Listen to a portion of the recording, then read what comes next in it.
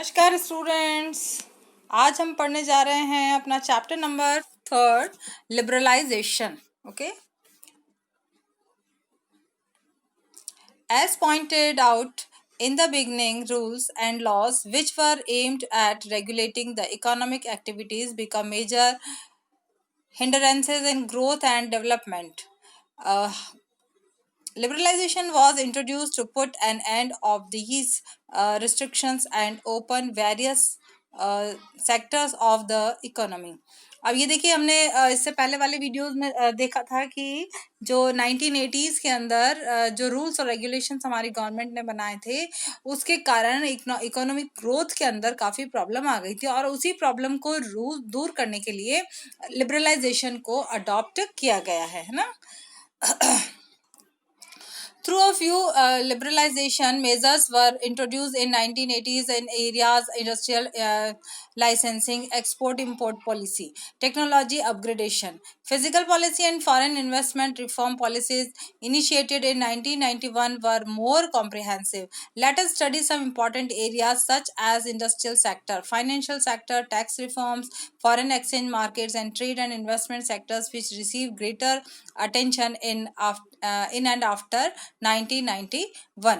जो हमारे 1980s के अंदर था, काफ़ी सारी हमारी जो प्रॉब्लम्स क्रिएट हो रही थी, तो उन सबको, जैसे लाइसेंसिंग पॉलिसीज थी हमारी, एक्सपोर्ट इंपोर्ट पॉलिसीज थी, फिजिकल पॉलिसीज थी, इन सबको हमने जो लिबरलाइजेशन था उसमें अपग्रेड किया है। Okay, deregulation of industrial sector. अब इंडस्ट्रियल सेक्टर का कैसे डीरेगुलेशन किया गया? In India regulatory machinery mechanism were enforced in various ways.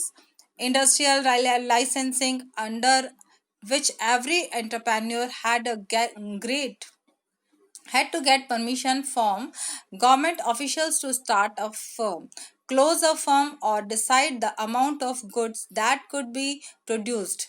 अब इसमें क्या था, देखो, industrial licensing under the entrepreneur, जो हमारे पहले जो इंडस्ट्रीज के लिए एंटरप्रेन्योर्स को जो लाइसेंस दिया जाता था, उसके लिए उनको अपनी फर्म को स्टार्ट करने के लिए, या वो अपनी फर्म को बंद करना चाहते हैं, या अपने प्रोडक्शन को इंक्रीज करना चाहते हैं, या कितना अमाउंट का उनको प्रोडक्शन करना है, इन सारे डिसीजंस के लिए उसे गवर्नमेंट पर डिपेंड होना पड़ता था और गवर्नमेंट से ही उसे लाइसेंस लेना पड़ता था।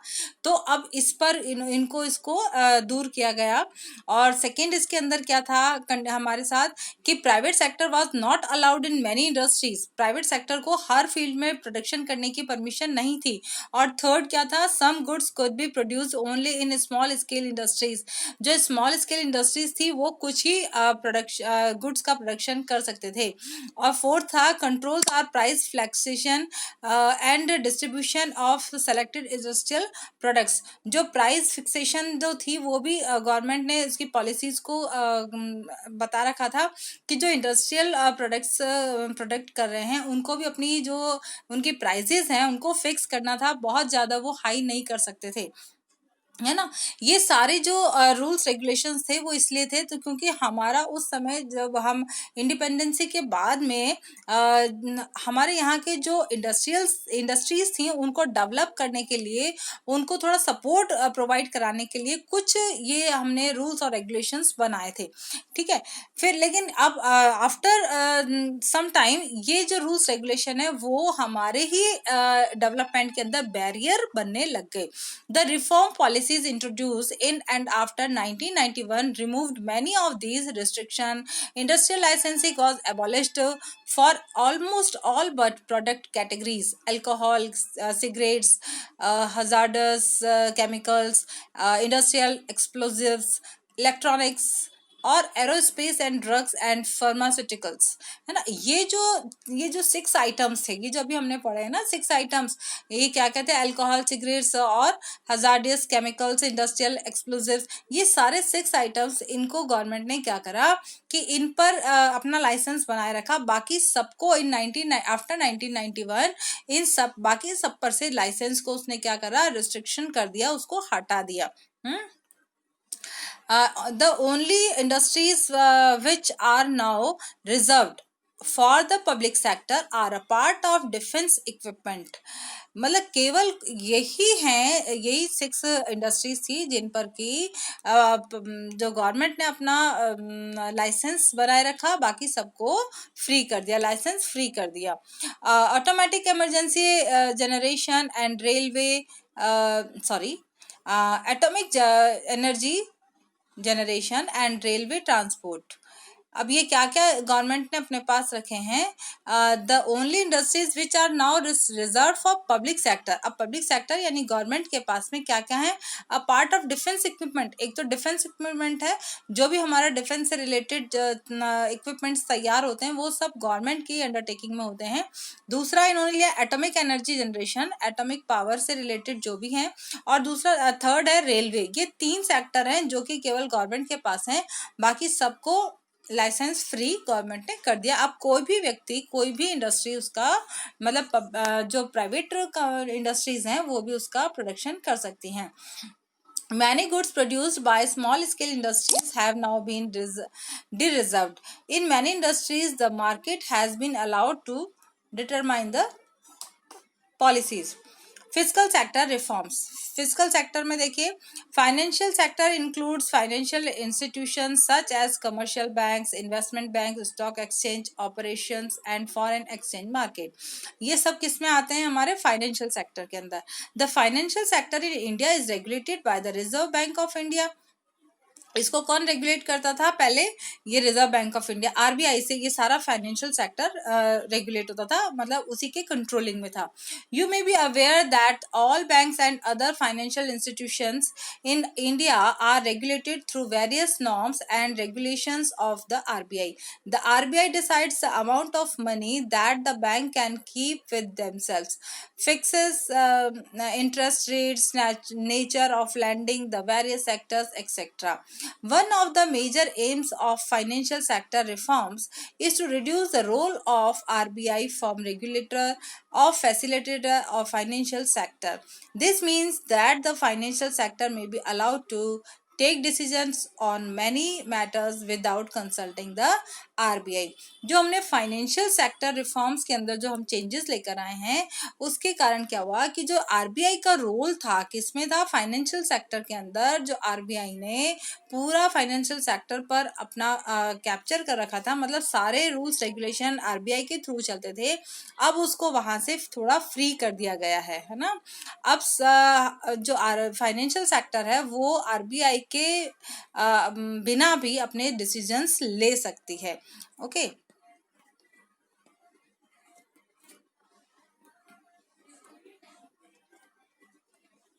the reform policies led to the establishment of private sector banks, Indian as well as foreign. Foreign investment limit in banks was raised to around 50%। अब हमारे बैंक से अंदर फॉरेन इन्वेस्टमेंट कितना? 50% तक इसको बढ़ा दिया गया है। Those banks which fulfill certain conditions have been given freedom to set up new branches without the approval of the RBI and rationalize their existing branch network। मतलब अब क्या है कि जो बैंक्स हैं वो अपनी ब्रांचेस को बिना आरबीआई के अप्रूवल के वो बढ़ा भी सकती हैं ना। ये पहले तो क्या था, कोई भी बैंक अगर अपनी ब्रांचेस को बढ़ाना चाहती थी ना, तो उसको क्या करना पड़ता था? आरबीआई से पहले अप्रूवल लेना पड़ता था, लेकिन अब उस अप्रूवल की कोई नीड नहीं है। Through banks have been given permission to generate resources from India and abroad. Certain managerial aspects have been retained with the RBI to safeguard the interests of account holders and the nation. Foreign institutional investors FII such as merchant bankers, mutual funds and pensions funds are now allowed to invest in Indian financial market. Tax reforms. Tax reforms are concerned with the reforms in the government's taxation and public expenditure policies. अब ये जो tax reforms था वो भी हमने किसमें जो tax है ये क्या होता है, गवर्नमेंट जो टैक्स लगाती है और उसी से ये tax reforms are concern with the reforms in the government taxation and public expenditure policy.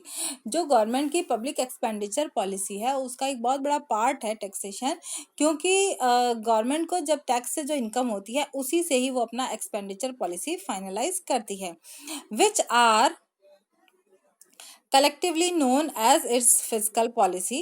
There are two types of taxes, दो तरह के टैक्सेस हैं, डायरेक्ट और इनडायरेक्ट टैक्सेस। अब डायरेक्ट टैक्सेस क्या होते हैं? Direct taxes consist of types of incomes of individuals, consists of taxes on income of individuals as well as profits of business enterprises। अब ये जो इंडिविजुअल्स को डायरेक्ट टैक्सेस किससे रिलेटेड होता है? एक तो कंज्यूमर्स की जो उसकी इनकम से होता है, इंडिविजुअल्स की इनकम से होता है, और बिजनेसमैन की जो बिजनेस है उसके प्रॉफिट से इसका रिलेशन होता है। Since 1991, there has been a continuous reduction of in the taxes on individual income, as it was felt that high rates of income tax were important reason for tax evasion।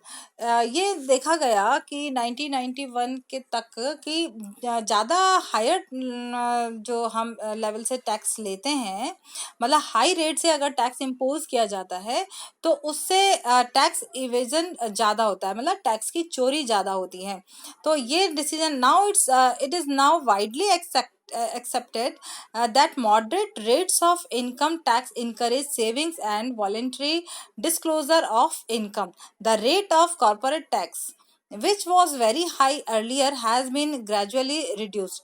पहले ये बहुत ज़्यादा high हुआ करती थी, लेकिन अब इसको ग्रेजुअली धीरे धीरे कम किया जा रहा है, क्योंकि ऐसा माना जा रहा है ना कि ज़्यादा हाई रेट होती है अगर टैक्स किसी की तो उससे करों की चोरी ज़्यादा की जाती है।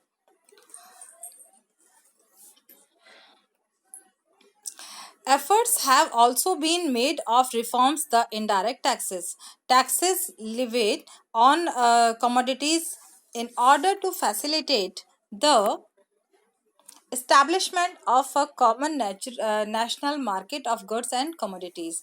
Another component of reforms in this area is simplification in order to encourage better compliance on the part of taxpayers. Many procedures have been simplified and the rates also substantially lowered. Recently, the Parliament passed a law। अब parliament ने भी एक law इसका pass किया है, goods and services tax act 2016। इसको important है, underline कर लें, to simplify and introduce a unified indirect taxes system in India. इसको सबको जो इनडायरेक्ट टैक्सेस था उसको भी काफ़ी चेंजेस किया गया है अभी जो हमारे टैक्सेस एक्ट है 2016। This law came into effect from जुलाई 2017। 2017 से इस पर ये एप्लीकेबल हो गया है। This is expected to generate additional revenue for the government, reduce tax evasion and create one nation one tax and one market. बहुत अच्छा इन्होंने ये दिया है कि इससे जो हमारा चेंजेस आएंगे इसके अंदर वो क्या आएंगे कि एक तो ये 2017 से इसको एप्लीकेबल किया गया है जो नया है, और इसके थ्रू एक तो गवर्नमेंट का जो रेवेन्यू है वो भी इंक्रीज होगा, और दूसरी बात जो टैक्स इवेजन है वो कम होगा। और इसके लिए क्या, और एंड क्रिएट, इन्होंने क्या क्रिएट किया है, वन नेशन, एक देश में एक टैक्स और एक मार्केट होगा, मतलब एक ही मार्केट होगा, एक ही टैक्स लगेगा, और एक कंट्री के अंदर तो हर व्यक्ति को केवल एक ही बार टैक्स पे करना पड़े। Foreign exchange reforms, the first important reform in the external sector was made in the foreign exchange market in 1991 as an immediate measure to resolve the balance of payments crisis. The rupee was devalued against foreign currencies that led to an increase in the inflow of foreign exchange. It also set the tone of the free determination of rupee value in the foreign exchange market from government control. Now, more often that not, market determine exchange rates based on the demand and supply of foreign exchange. इसमें हमने क्या किया था, main चीज़ है कि जो हमारी money थी, जो हमारा रुपया था, रुपए का डिवैल्यूएशन किया था। और डिवैल्यूएशन का मतलब है कि जब हम एक कंट्री के कंपैरिजन में अदर कंट्री, एक कंट्री का जो मनी का की वैल्यू है उसको दूसरी कंट्री के कंपैरिजन में हम उसको डिवैल्यू कर दें, उसको कम कर दें, that is called devaluation. Trade and investment policy reforms, liberalisation of trade and investment region was initiated to increase international competitiveness of industrial production and also foreign investment and technology into the economy. The aim was also to promote the efficiency of local industries and adoption of modern technologies.